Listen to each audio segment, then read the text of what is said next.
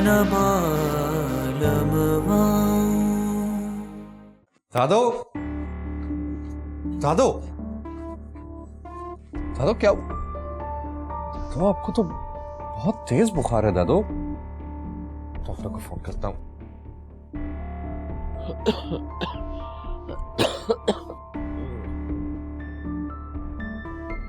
Doctor,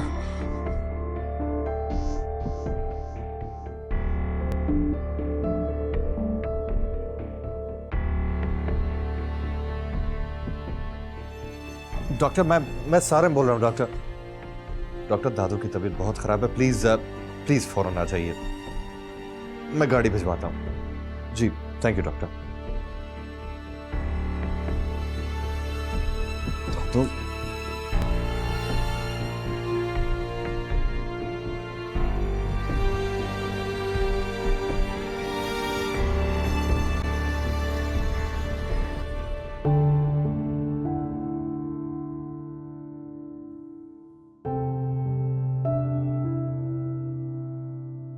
temperature तो अभी इनको नहीं है, शी इज़ परफेक्टली ऑलराइट। बुखार ज़्यादा हो तो आप प्लीज़ इनको ठंडे पानी की पट्टियाँ रख दीजिएगा। दवाइयाँ मैं आपको लिख के दे रही हूँ, वो कंटिन्यू रखें। और अगर ज़्यादा तबीयत ख़राब हो तो you can contact me any time.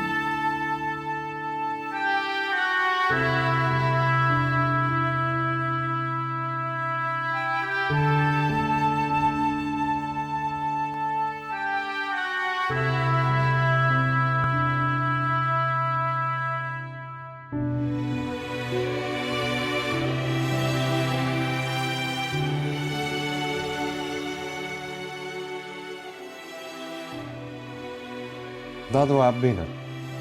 मैं 2 दिन के लिए मसरूफ क्या हुआ, आपने तो अपना ख्याल ही रखना छोड़ दिया। बस बेटा, अब मेरी हिम्मत जवाब दे गई है। घर में चाहे लाखों नौकर चाकर क्यों ना हो, पर जिम्मेदारी तो मालिकों को ही उठाना पड़ती है ना। भाई बहुत उठा ली मैंने जिम्मेदारी। बस दादी कुछ दिन और फिर क्या हो जाएगा? कोई मेरा ख्याल रखने वाली आ जाएगी, या इस घर की कोई ऐसे देखभाल करेगा जैसे कि मैं करती हूँ, या इस घर को ऐसे कोई संभाल लेगा जैसा तुम चाहते हो। जी हाँ, बिल्कुल वैसा ही होगा जैसे मैं चाहता हूँ। और अगर ऐसा ना हुआ तो इस सब कुछ का क्या फायदा दादू? फिर तो मैं बहरीन के साथ ही निभा लेता। लेकिन दादू अगर नादिया अपनी जिम्मेदारियों में कोताही करेगी तो उसको भी वहीं जाना पड़ेगा जहां बहरीन चलेगी।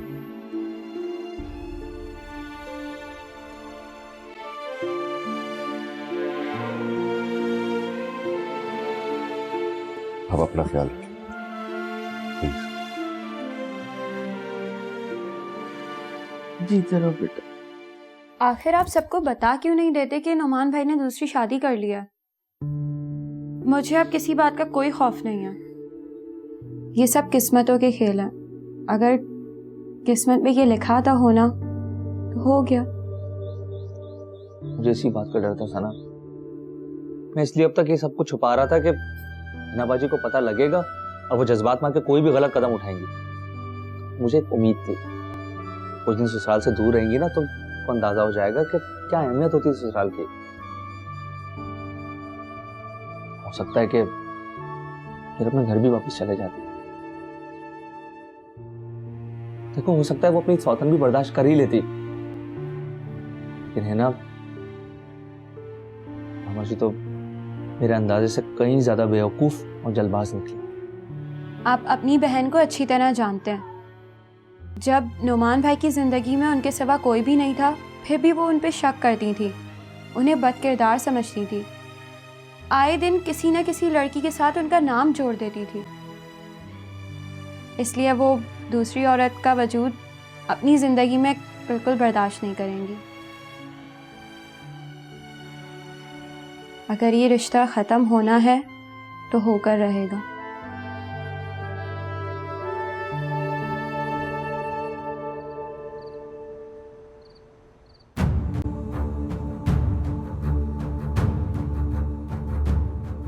मैके में कुछ दिनों के लिए ठहर जाना एक अलग बात होती है, लेकिन तलाक का दाग लेकर घर बैठ जाने वाली औरतों को तो साया भी उससे कतराने लगता है।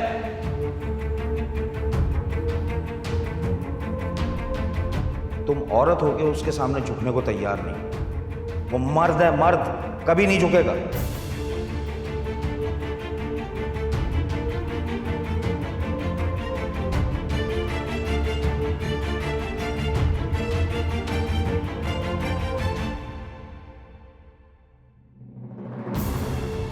अब वो तो इन प्रोसेस में भी नहीं जाएंगे, डायरेक्ट तलाक का नोटिस भेजेंगे इसमें, और कुछ नहीं।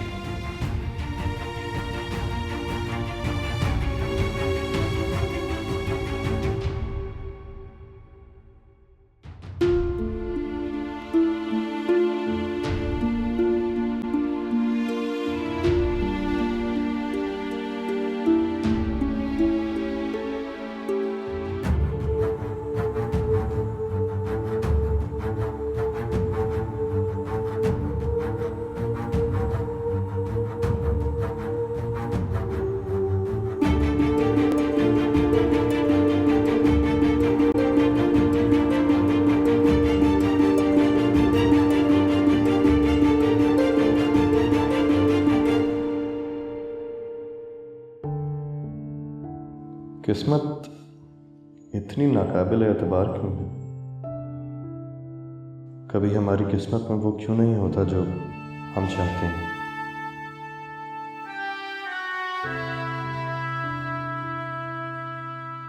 जिंदगी हर बार यही क्यों जताने पर तुली है कि मेरा क्या हर फैसला गलत है? मैं हर बार क्यों हार जाता हूं? दुनिया की नज़र में कामयाब तरीन इंसान अंदर से किस कदर हारा हुआ है, काश कि कोई जान सके।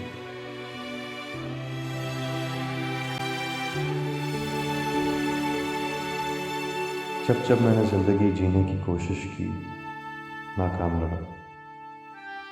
पहले मेरी जिसके साथ पूरी जिंदगी जीना चाहिए, वो धोखा निकली, और हरीवा तो धोखा ही निकली। इसका असल रूप मैं कभी नहीं जान पाया और अपना दिया।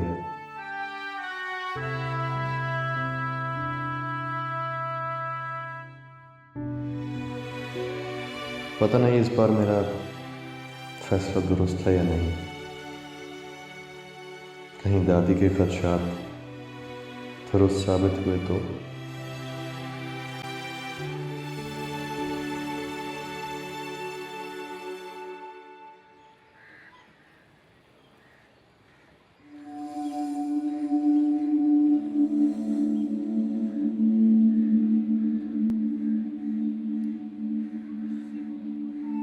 क्या हुआ है? तुम इस तरह क्यों भाग कर आए हो?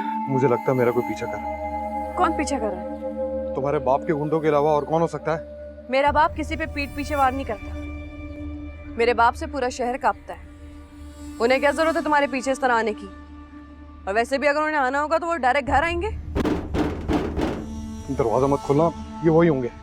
अरे मैं पहले देख कर तो आ जाओ ना। रुको यहीं पे।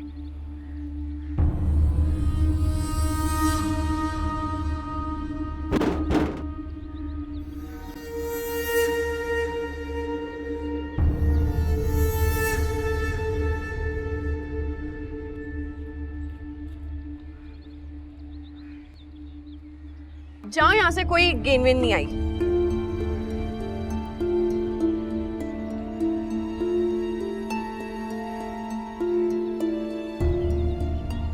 बच्चे थे, बॉल का पूछने आए थे। खामखा इतना डर रहे हो? क्या हो गया तुम्हें? मुझे तुमसे तो बुज़दिली की उम्मीद नहीं थी। क्या बुज़दिली की रट लगा के रखी है तुमने? किस तरह की बीवी हो तुम? बजाय अपने शौहर को सहारा देने के उसे तंज करती रहती हो। मैंने कब तंज किया? तुम तंज कर रही थी, तुम्हें मजा आ रहा था मुझे परेशान करके। दर हकीकत तुम अपने बाप से मिली हुई हो। तुम उसके साथ मिलके मुझे जहनी तौर पर मार देना चाहती हो। बस करो, और खबरदार जो आज के बाद मेरे बाप के लिए कुछ भी उल्टा सीधा बोला। बदमाश मवाली को बदमाश न करो। कातिल ना कहूँ तो और क्या कहूँ। ये मत भूलो कि उस बदमाश आदमी ने ही तुम्हें जुआरियों के चुंगल से छुड़ाया था। अगर वो तुम्हारे लिए 70 लाख ना अदा करते ना तो आज तुम जिंदा ना होते, समझे? एहसान नहीं किया कोई उन्होंने, दामाद हूं उनका मैं। शर्म आनी चाहिए कि अपनी बेटी के शौहर पे पैसा खर्च करके दोबारा मांगता है। बहुत ही बेमुरव्वत और तोता चश्म इंसान हो। अरीबा ने बिल्कुल ठीक किया जो तुम पे तरस खा के वापस नहीं आई तुम्हारे पास। अगर उसकी जगह मैं होती ना तो मैं भी यही करती, समझे तुम?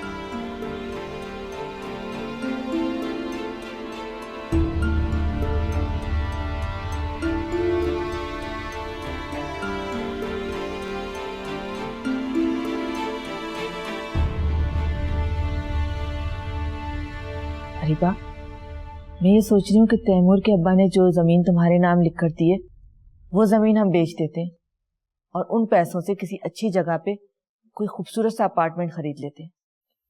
लेकिन क्यों अम्मी? बेटा, ये जो महंगे अपार्टमेंट्स होते हैं ना वो गली मोहल्लों के अपार्टमेंट से बहुत अच्छे होते हैं, वहाँ की सिक्योरिटी भी बहुत अच्छी होती है। और ये भी तो सोचो कि हम दोनों इस माशरे में अकेले जिंदगी नहीं गुजार सकते। वहां अगर कोई औरत तन्हा भी रहती हो ना तो कोई उसे कुछ नहीं कह सकता, कोई उस पर उंगली नहीं उठा सकता। नहीं अम्मी, मैं इस घर से कहीं नहीं जाऊंगी। इस घर में हमने अब्बू के साथ कदम रखा था। अब्बू ने बहुत मेहनत से ये घर लिया है। मैं यहाँ से कहीं नहीं जाऊं। तो फिर क्या करोगी इस दौलत का? इन पैसों को कहीं ना कहीं तो इस्तेमाल करना है ना। देखो मेरी जान, लोगों के पास पैसा आता है ना तो सबसे पहले वो अपना तर्ज जिंदगी, अपना रहन सहन तब्दील करते हैं। मगर तुम हो कि मैं आपने अब्बू की हालत देखी है, दिन ब दिन बिगड़ती जा रही है। मुझे अब समझ में आ गया ये दौलत हमें रास नहीं आई है। अरे वाह, ये दौलत तुमने कहीं डाका डाल के नहीं हासिल की। अगलों ने अपनी मर्जी से, अपनी खुशी से तुम्हारे नाम लिख के दिए। अम्मी, मुझे समझ में आ गया ये जो कुछ दिनों से हमारे घर में मातम की फिजा छाई हुई है ये सब इस दौलत की वजह से। ये दौलत हमें रास नहीं आई। हाँ तो कुछ भी हो अम्मी, मैं ये जमीन और जेवरात किसी को दे दूंगी, लेकिन मैं अपने पास नहीं रखूंगी, किसी ट्रस्ट या यतीम खाने में दे दूंगी। हाँ हाँ, दे दो हाथ आई हुई दौलत को किसी को भी भीख में, जैसे कि ये दौलत तुम्हें भीख में मिली हो। हवाले कर दो दूसरों के। तुम तो हमेशा की बदनसीब लड़की हो, अपना घर उजाड़ के आ गई और अपने बाप की बीमारी के बाद खुद भी फाके मारना और मुझे भी फाके मारना। समझती है कि जैसे पैसा ऐसे ही आ जाता है। सुने, आज मोहल्ले की कुछ खवातीन आई थी, मेरे यहाँ होने पर तजस्सुस का इजहार कर रही थी और हिना के बारे में पूछने की कोशिश कर रही थी। ऐसा लग रहा था जैसे बातों ही बातों में कुछ कुरेदने की कोशिश कर रही हूँ। क्या पूछना चाह रही थी? सच। तो बता देना था ना तुम्हें सच। क्या कहती उन्हें कि मेरी और नमान की शादी हो चुकी है, हम लोग अब मियाँ बीवी हैं, हमारा निकाह हो गया है। ये बात तो अब तक आपने अपने खानदान वालों को भी नहीं बताई, यहाँ तक कि हिना को भी कुछ नहीं पता। तो फिर इन्हें कैसे बताती मैं कुछ? तुम बिल्कुल ठीक कह रही। जिस दिन मैं हिना को डिवोर्स के पेपर भेजूंगा उस दिन सबको पता चल जाएगा कि हमारा निकाह हुआ हुआ। तुम फिक्र ना करो, मैं हर मामले में तुम्हारे साथ हूं।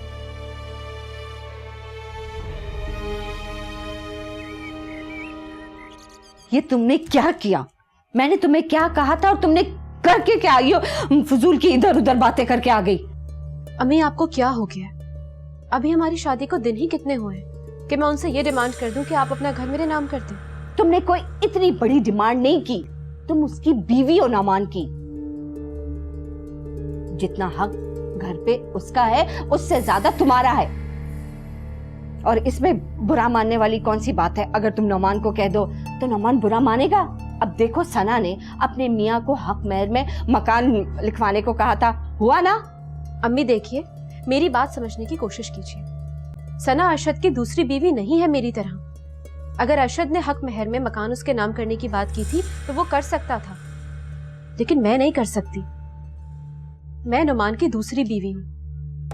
अगर मैं कुछ ऐसा कहूंगी तो वो मेरा अपनी पहली बीवी से मुआवजा करेगा। और फिर आप तो जानती हैं ना कि हिना भी यही बात करती रही कि ये मकान उसके नाम कर दिया जाए। फिर क्या फर्क रह जाएगा हिना में और मुझ में, बताइए। देखो नीलम, तुम हिना से उम्र में बहुत छोटी हो, इस बात का अंदाजा नौमान को है। तुम खूबसूरत हो, सुघड़ हो, इस चीज का नहीं पता नौमान को। और वैसे भी नौमान पहले से शादीशुदा था, तुम शादीशुदा नहीं थी। तुमने उससे शादी करके एहसान किया उस पे, इस एहसान का बदला उसको चुकाना पड़ेगा, समझी?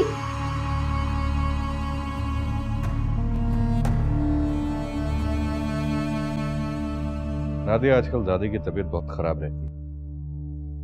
बीमारी में एक तो कमजोरी भी है, बुखार भी आता जाता रहता है। इसलिए मेरा ख्याल यह है कि निकाह सादगी से करते हैं और तुम इस घर में आकर अपनी जिम्मेदारियां संभाल लो। सारे माँ आखिर चाहते क्या है? बुखार ही हुआ है ना दादो को, कोई इतनी क्रिटिकल सिचुएशन तो नहीं है ना कि हम इतनी इमरजेंसी में निकाह कर लें।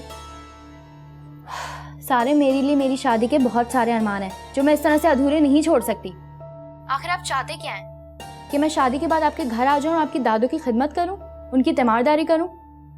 सारे, मैं आपसे शादी करना चाहती हूँ, आपके घर की मुलाजमा नहीं बनना चाहती। क्या अगर तुम्हारी वालदा बीमार हो तो क्या तब भी तुम अपने दिल के अरमान पूरे करने में लगी रहोगी? क्या उनकी खिदमत करने से तुम उनकी मुलाजमा बन जाओगी?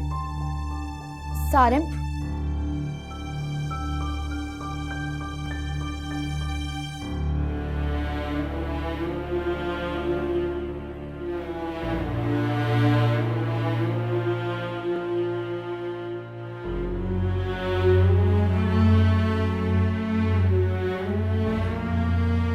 अम्मी, सना कहाँ है?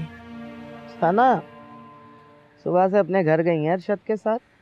जब भी उन्हें यह पता होता है ना कि घर में ज्यादा काम है तो वो इसी तरह निकल लेती हैं। ये हमारी तो कोई हैसियत ही नहीं है कि हमसे इजाजत भी ले ली जाए।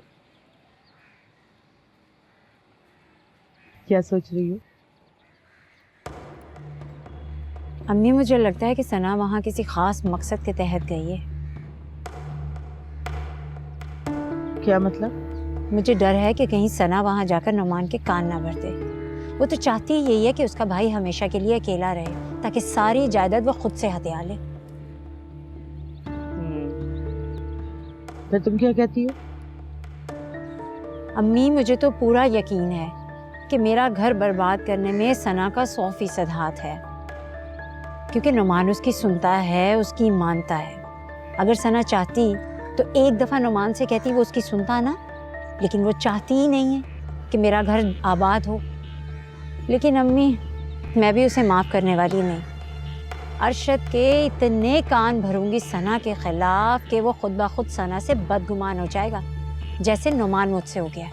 बेटा, तुम्हारे भाई में और नौमान में बहुत फर्क है। तो इस खुशफहमी में मत रहना कि तुम्हारा भाई तुम्हारे हिमायत में बोलेगा। खैर, इस बात से भी कुछ दिन में पर्दा उठ जाएगा अम्मी कि वो वहाँ क्या करने गई है। भाई क्या पता, तुम्हारे भाई के दिल में बहन की मोहब्बत जाग उठी हो और उसने अपनी बीवी को मजबूर किया होगा जाके भाई को समझाए अपने।